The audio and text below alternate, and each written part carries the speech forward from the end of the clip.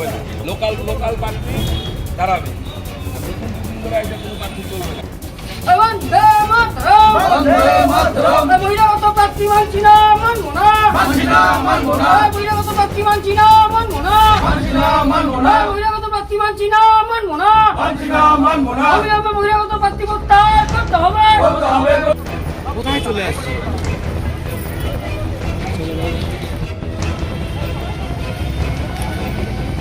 সামনেটা একটু ছাড়া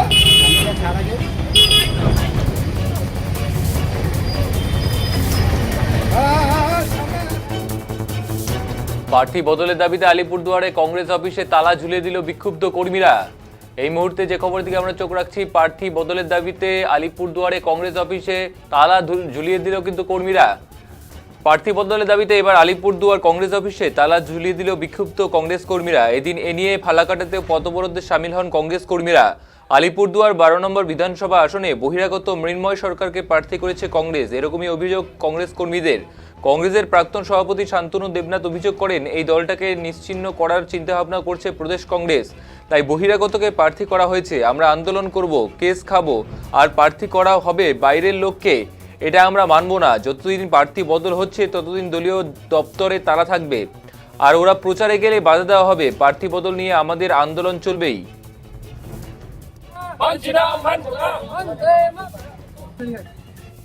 শান্তনুবাবু, দেখা গেল গতকাল রাতে আপনার একটা পোস্ট, সেই পোস্ট ঘিরে রীতিমতো শোরগোল। হঠাৎ এই পোস্ট কেন, কি ব্যাপার? বিষয়টা যে আপনারা জানেন যে গতকালকে যে 10টা আমাদের প্রার্থী ঘোষণা বাকি ছিল, কালকে রাতে প্রার্থী লিস্ট বেরিয়েছে এআইসিসি থেকে।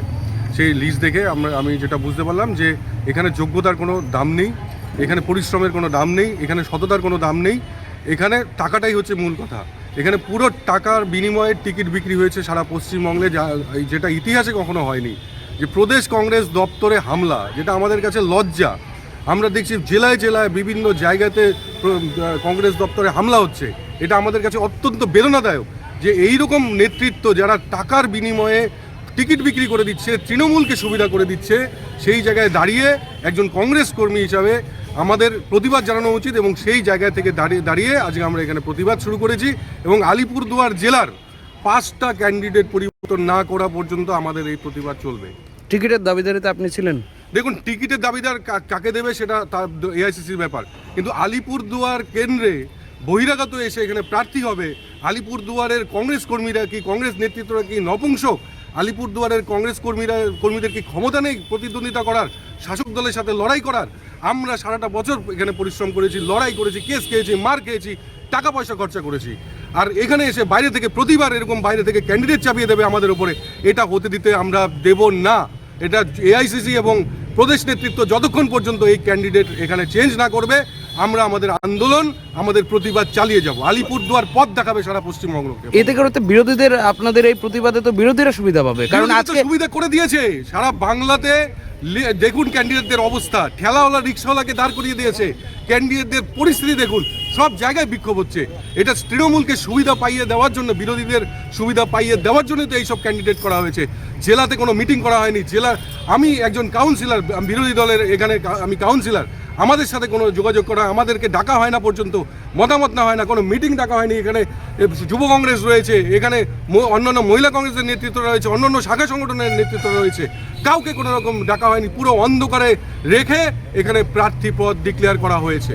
কি চাচ্ছেন এই মুহূর্তে? আমরা প্রার্থী পদ সম্পূর্ণ 5টা যে আমাদের আলিপুরদুয়ার জেলায় যে 5টা বিধানসভা রয়েছে, প্রত্যেকটা বিধানসভার কর্মীদের নিয়ে নতুন করে প্রার্থী পদ, তাদের সাথে কথা বলে প্রার্থী পদ ডিক্লেয়ার করতে হবে। প্রার্থী পরিবর্তন লাগবে, লোকাল প্রার্থী লাগবে। যদি না হয় আমাদের আন্দোলন চলবে।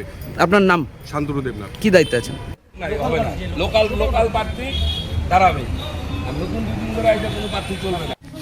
বন্দে মাতরম, বন্দে মাতরম। বহিরাগত প্রার্থী মানছি না, মানবো না, মানছি না, মানবো না। বহিরাগত প্রার্থী মানছি না, মানবো না, মানছি না, মানবো না। বহিরাগত প্রার্থী মানছি না, মানবো না, মানছি না, মানবো না। অবিলম্বে বহিরাগত প্রার্থী প্রত্যাহার করতে হবে, করতে হবে।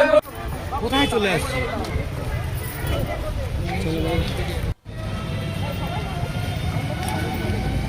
সামনেটা একটু ছাড়া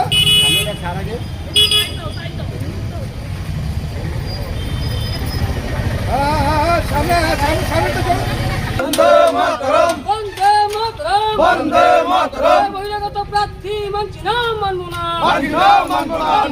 টাকা দিয়ে প্রার্থী পদ মানছি না মানবো না অর্থ দিয়ে প্রার্থী পদ মানছি না মানবো না বন্দে মাতরম